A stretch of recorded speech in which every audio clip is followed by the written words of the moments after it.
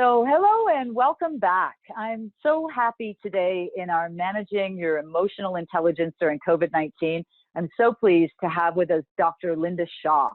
And Dr. Shaw is in fact a cognitive neuroscientist who helps businesses and individuals in managing change. So I couldn't think of a better guest for an interview than to talk to a professional around change and what it does to us, what it does to our brain, why we resist it so much, and maybe give us some tips to help us through this period of social isolation. So it's nice to see you, Dr. Shaw.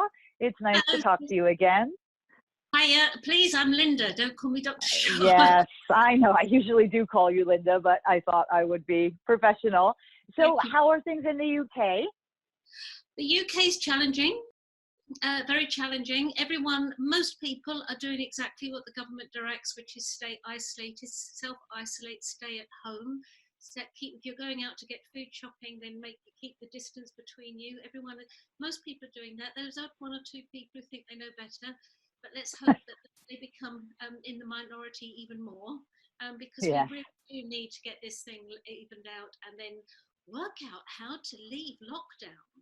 That's going to be a challenge, both economically and our health. And I think that's going to be huge. And our mental health as well. We're not meant to be isolated, and people are struggling with not having human contact, cuddling those they love, worried about those they love, worried about their financial situation, just fear-driven worry all the time. So I can see there's going to be quite a lot of clearing up to do of our little minds once we come out of this, so that we can be as healthy as we possibly can. Yeah, no, I agree with you. And that's the reason I decided to do this series, was that I think, yes, people's financial health are suffering and people are worried about their jobs and their business. But I know from personal experience, in my mind, my mental health always has to come first, because my mental health has the capacity to affect my physical health, my financial health, the health of my relationship, so it's so important. And unfortunately, and I know we're struggling, and I'm in Toronto right now, I social distancing and self-isolating in Toronto. And I saw a report this morning that the use of anti-anxiety medication has risen by 34% over the last few weeks, right? So, I mean, what I suspected all along about depression and anxiety being heightened during this time, the statistics are now bearing this out.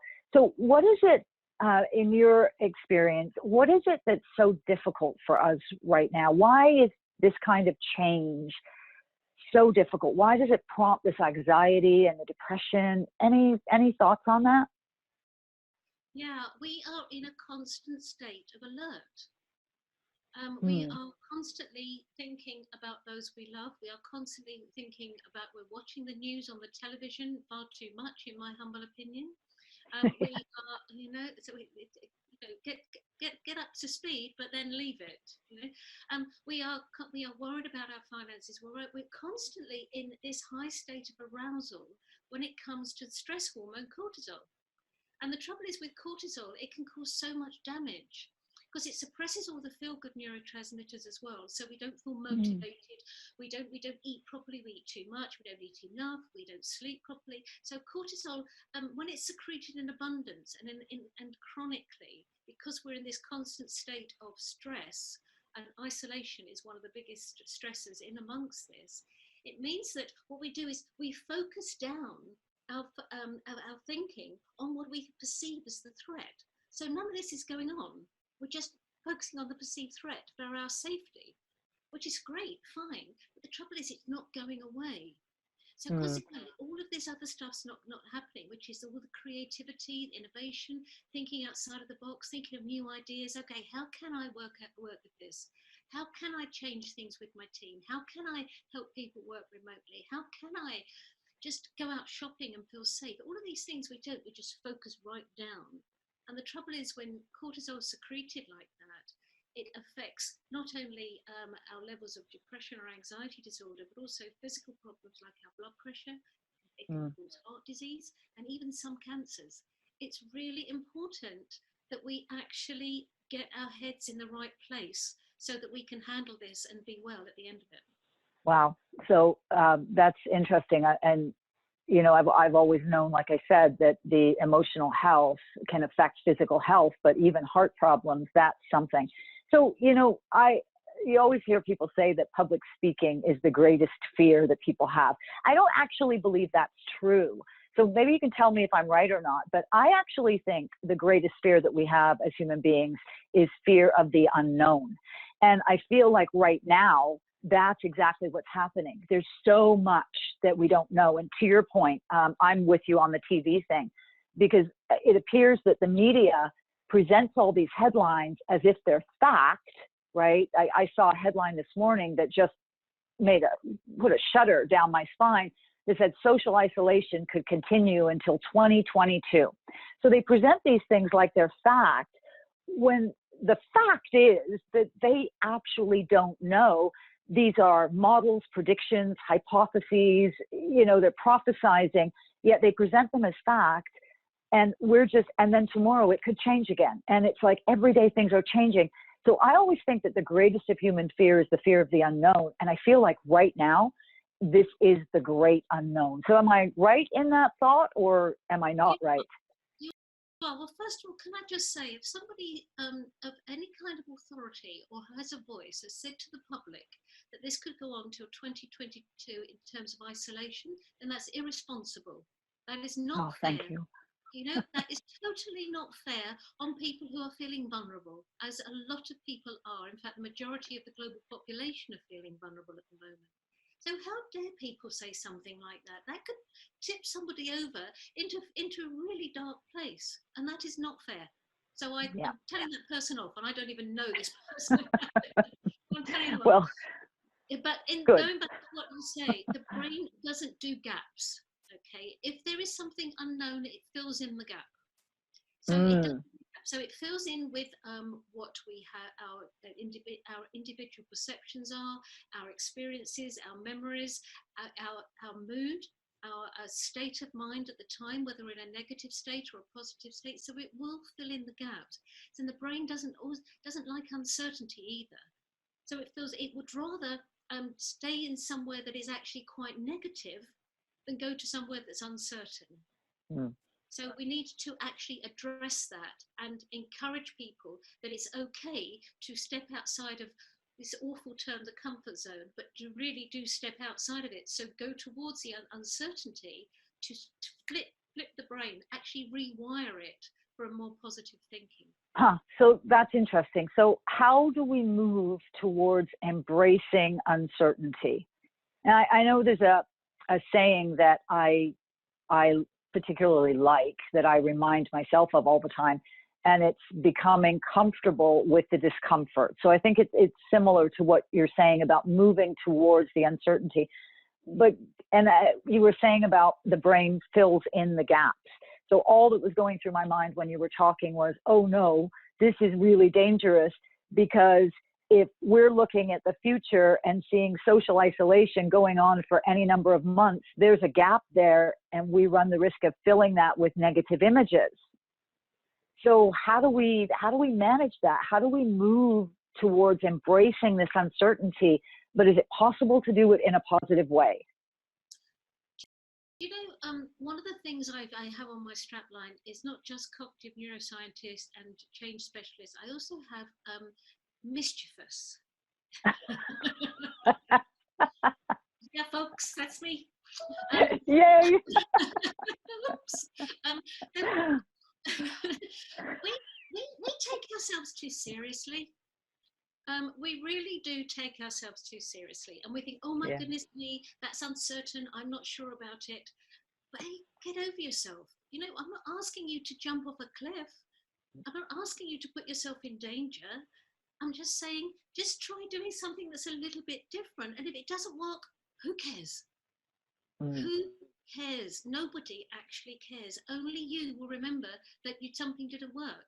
and you will learn from it. So actually, it wasn't failure. There's no such thing. So in actual fact, if people are watching going, oh, I remember when you didn't do so-and-so and you fell on the flat on your face. No, they won't. They're too busy thinking of themselves. It's like, no, just take it, lighten up a bit. This is a desperately serious situation, but we don't have to take ourselves seriously to manage it.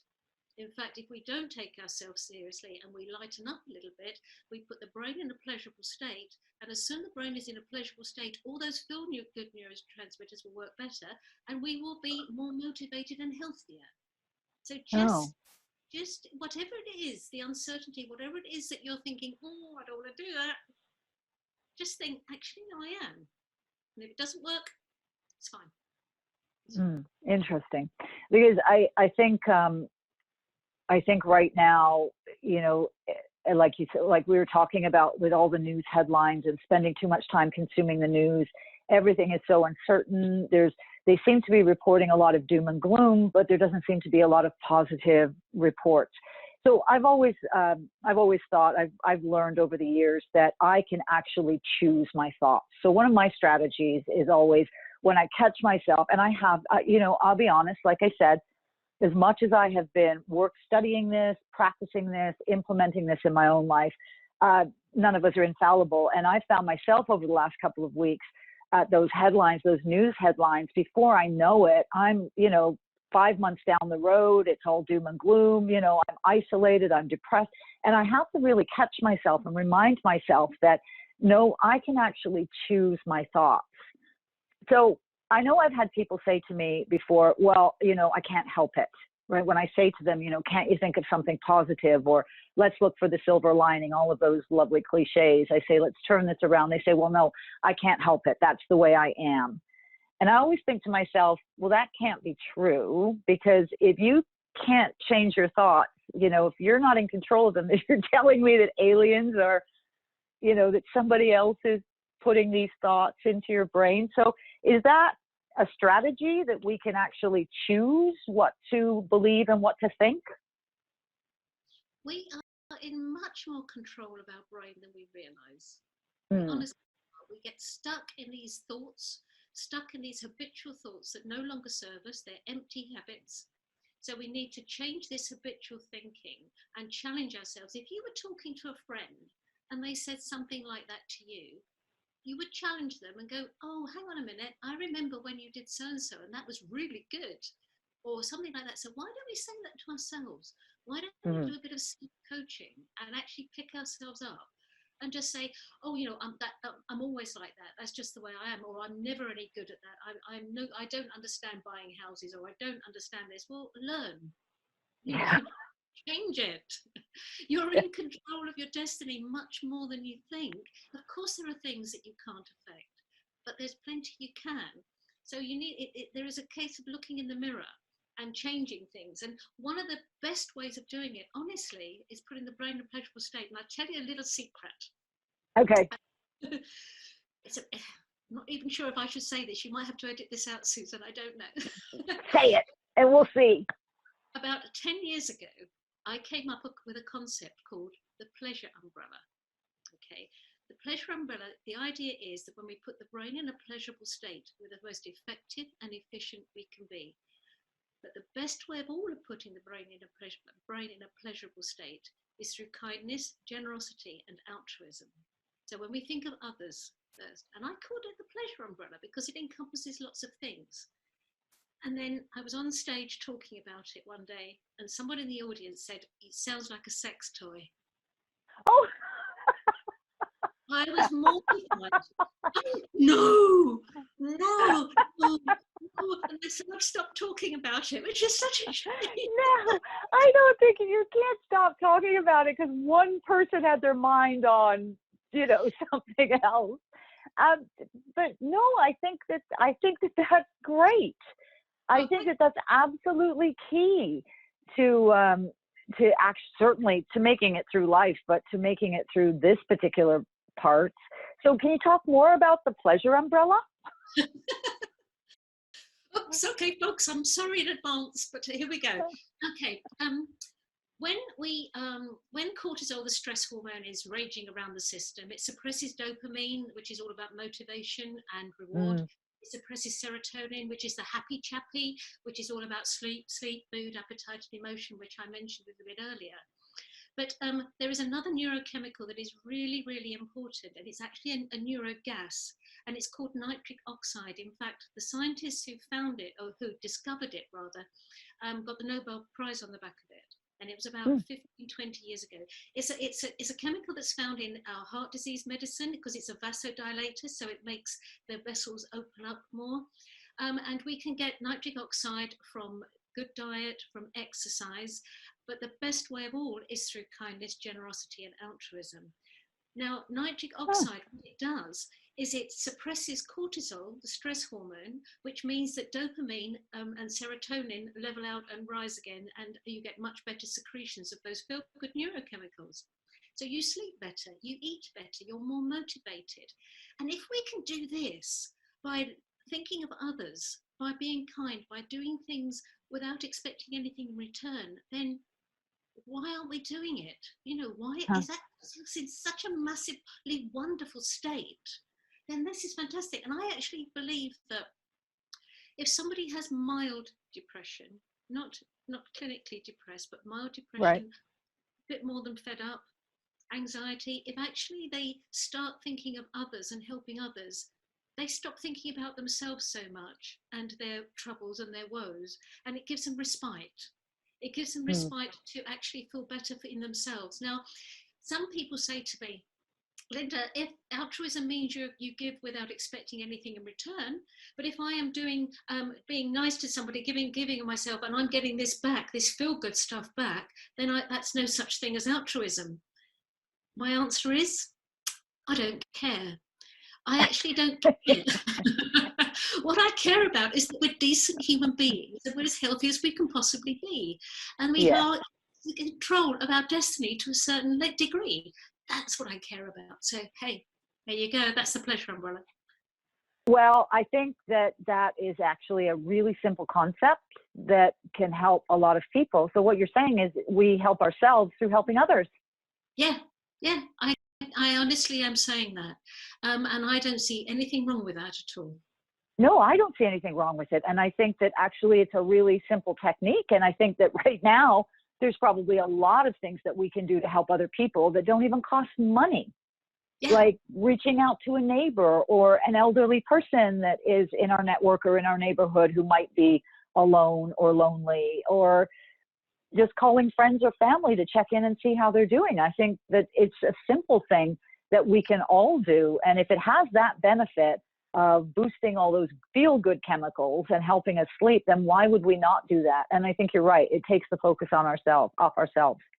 Yeah, it does. And, you know, even if somebody doesn't need our help, but we might be on a call with them, a phone call on the internet or whatever medium we're using.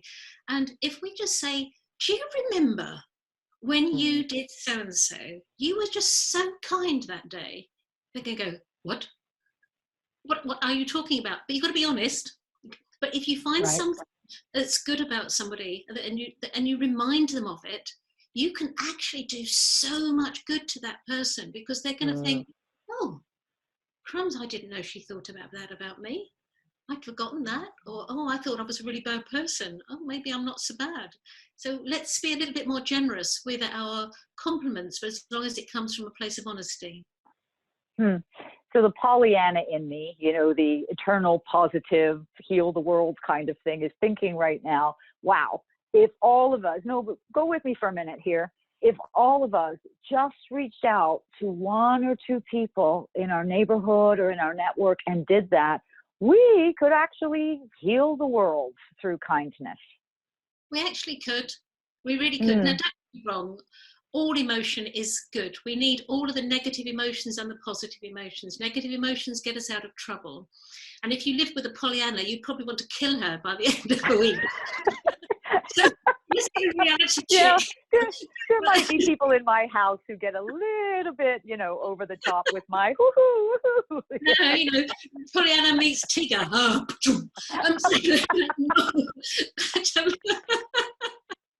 Oh, how exhausting. Oh, But nevertheless, you know, if we can, yeah, we do need all those negative emotions. We do need the whole myriad of emotional spectrum that we have for our own health. If, for instance, something terrible happens or we get some bad news, then it's right and good for us to feel sad, to feel angry, to feel guilty, to feel frightened. It's good, it's fine. What's not good is we hold on to those emotions too long. So feel them, right. and then let them go and move on. Easier said than done, but it's worth trying. Yeah, well, I think right now, as you know, you were saying, and we're both talking about, I think the isolation, you know, combination of the isolation, and I think people are likely struggling in many different ways. I mean, how many of us now are in the house with our spouse, who we don't usually spend 24 hours a day with, because one or both of us is out working different hours, and add to that, a lot of people have their children at home and they're trying to get the schooling done and trying to get the work done. And there's so many things that we're dealing with. I think that, you know, having those negative emotions right now is probably very normal and realistic. It is. And sadly, I don't know what it's like where you are, but here in the UK, statistics are showing now that domestic abuse is on the increase. Here as well. And that's just terrible. That is Yeah. terrible. So again, if you're in a situation that's very negative and, you know, it's hard to get out for a walk, even if you're living a high-rise block of flats or apartments or whatever you live, you know, it's hard. But if you can just get some distance and go out for a walk somehow, that's allowable, depending on what your government is directing. But, you know, social distances and so on and so forth. But to give yourself some space so that each person can feel the emotions they're going through, and then talk to one another. Do you know something, Susan?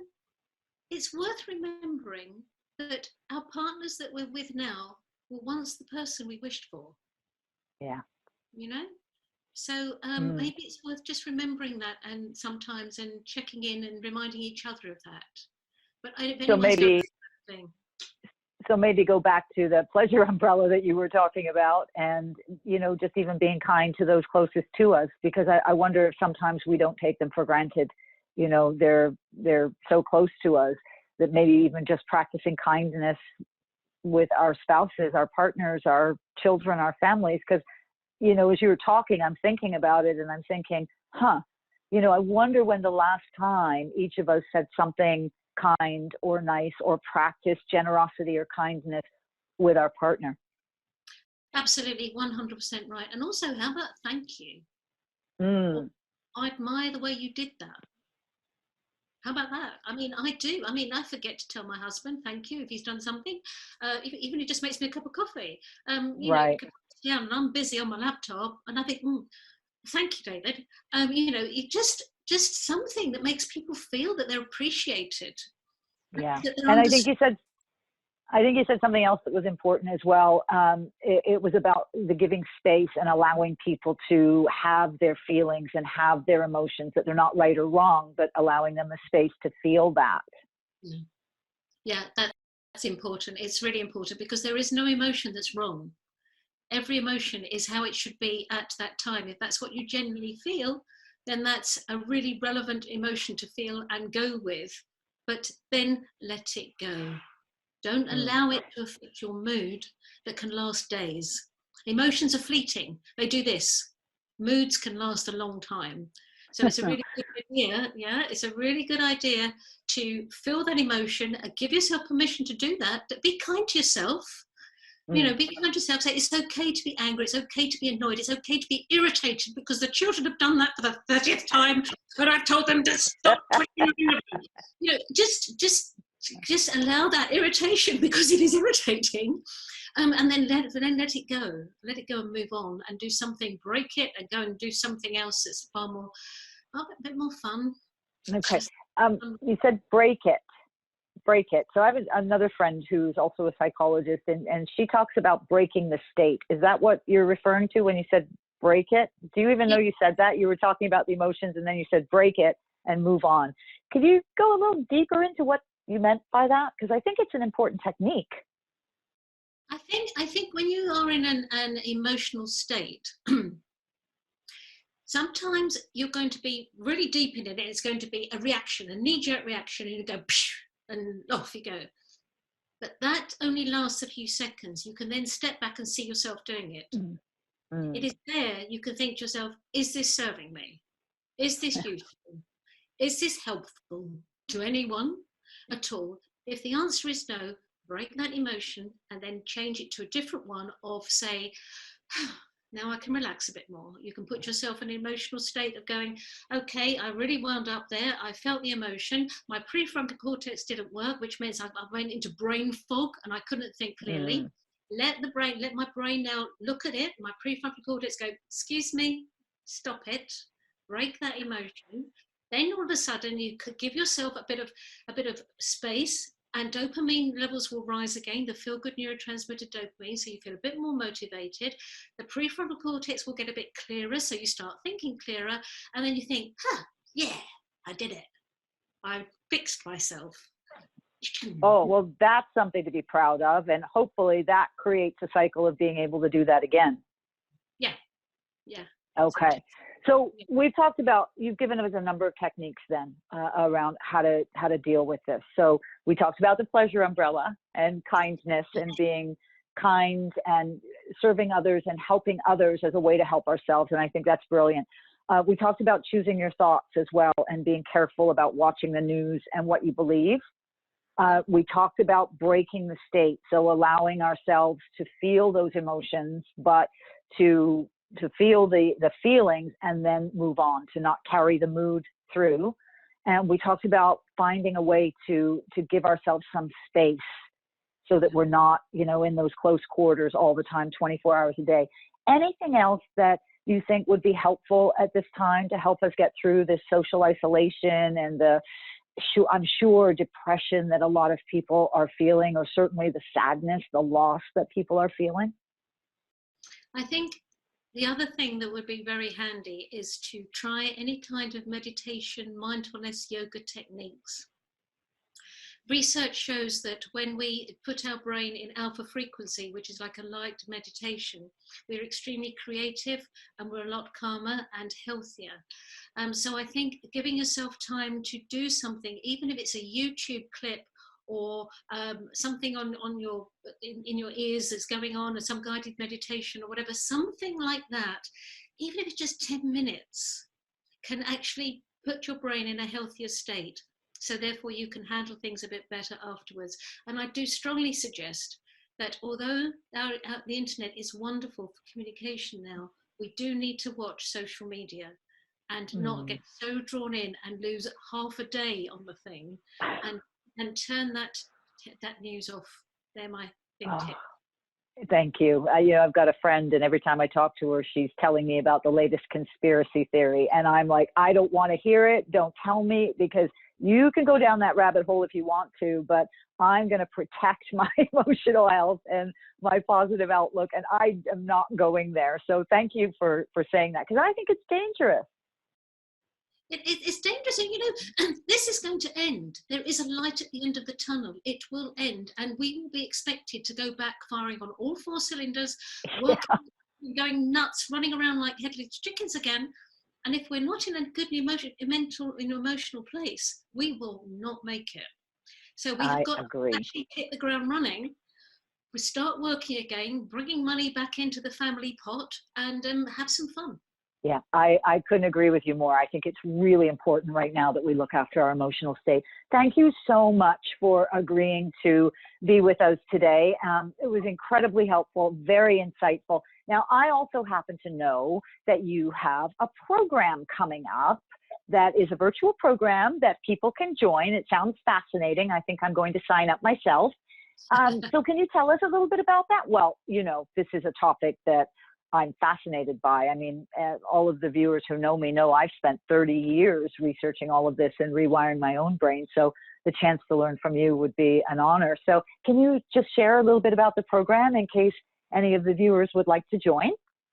Thank you for asking. Yes, sure. It's called the Neuroscience Professional Development Program. It's for people who want to use, be able to speak about neuroscience and psychology in their work and when they're managing teams and so on and so forth. So it gives them a bit more of an authoritative presence, more of a theoretical expertise. And it's all about, basically, it's 6 sessions and there are about half a dozen films in each session about neuroscience and how you can use it, real neuroscience, not neuro nonsense, real neuroscience about and how you can use it and how you can use it. You learn about it, but between each session there is a conference call with me, and we're only a group of 10 people, so we're very small, so that I can give everybody a really personal service, so that you can tell me individually via emails, via phone calls and everything, how you want to use this and how you can use it best, because it's really a practical course as well. And it's normally lasts 12 weeks, but as of Monday the 20th of April, I'm running it as a boot camp for 3 weeks. So it's the same content, but we're full on, and we're going to get it done in 3 weeks, and you will be accredited by the British Psychological Society afterwards. So that's it. Wow. And I slashed the price, slashed it because of lockdown. Wow.